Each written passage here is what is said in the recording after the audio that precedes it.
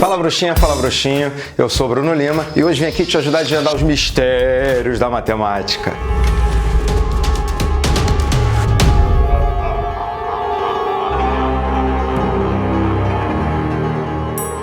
Chegou a hora da gente dar sequência ao nosso curso de geometria. A gente já teve há algum tempo uma aula sobre triângulos, os conceitos introdutórios de triângulos. Chegou a hora da gente falar sobre outro polígono muito famoso, que é o quadrilátero. Mas antes, você que está chegando hoje aqui no nosso canal, seja muito bem-vindo, seja muito bem-vinda. A casa é sua. E você que já está com a gente há muito tempo, você sabe, esse canal é feito especialmente para você. A definição de quadrilátero, um quadrilátero de maneira bem simples, é todo polígono que possui quatro lados. Muitas vezes a gente vê um polígono de quatro lados, a gente vem logo à cabeça e chama esse polígono de quadrado. Não, o quadrado é um caso particular, é um caso especial de quadrilátero. Então, quadrilátero é todo polígono que possui quatro lados. Agora a gente vai ver os elementos que um quadrilátero possui. Vem comigo. A gente tem aqui, eu coloquei um exemplo de um quadrilátero para vocês, e a gente vê que esses pontos aqui, esses pontos que são extremidades desses segmentos, a gente vai chamar de vértices. Então, os vértices desse nosso quadrilátero aqui do exemplo são A, B, C e D.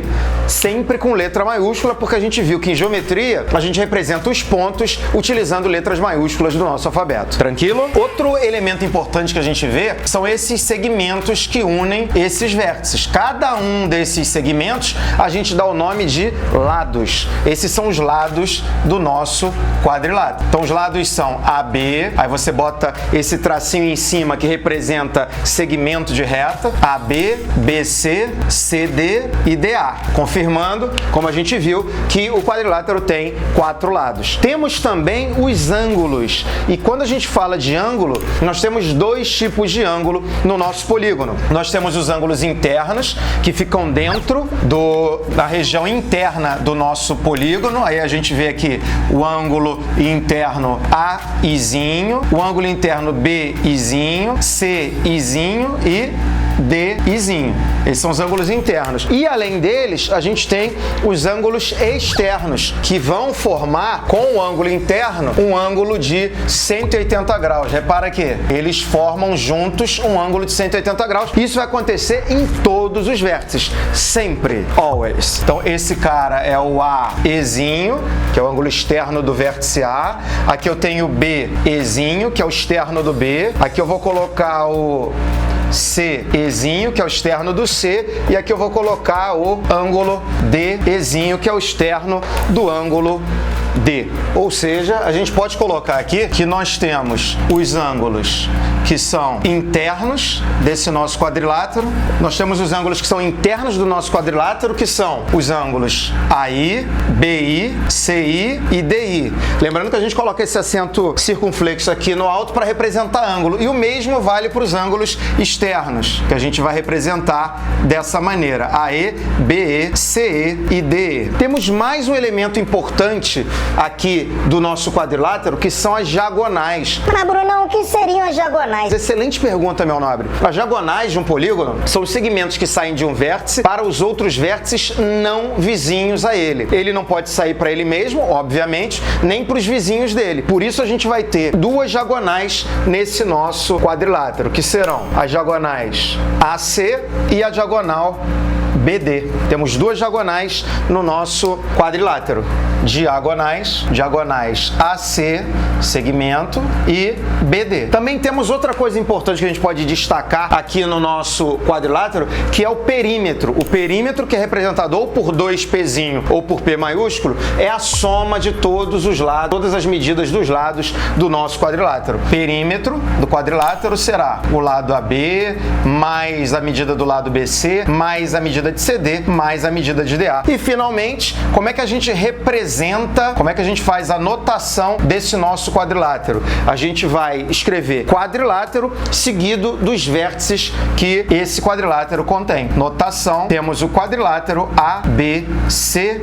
De buenas até aqui? Suavito? Agora, gente, um quadrilátero, ele pode ser de dois tipos. A gente tem um quadrilátero que pode ser chamado de um quadrilátero convexo e um quadrilátero quadrilátero que a gente pode chamar de quadrilátero côncavo. Qual é a diferença entre cada um deles? No caso do quadrilátero convexo, isso aqui é um tipo de quadrilátero convexo. No caso do quadrilátero convexo, se você colocar dois pontos na região interna desse quadrilátero e ligar esses dois pontos, o segmento de reta que você vai construir sempre vai estar contido nesse quadrilátero, independente da posição desses pontos. Vou colocar como exemplo aqui um pontinho A e um pontinho B. Repare que quando eu ligo esses dois pontos, quando eu traço esse segmento, o segmento está inteiramente contido no quadrilátero convexo. Já no caso do côncavo, se eu traçar um segmento unindo dois pontos que estão contidos nesse meu quadrilátero, alguns pontos, algumas partes desse segmento ficarão fora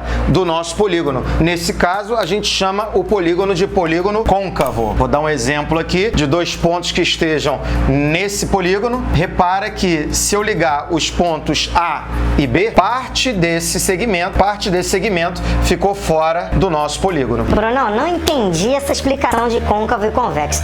Então, vou te ajudar aqui com uma bruxariazinha para você lembrar disso de maneira mais direta. O polígono côncavo é aquele que tem um buraco, é aquele que tem uma concavidade.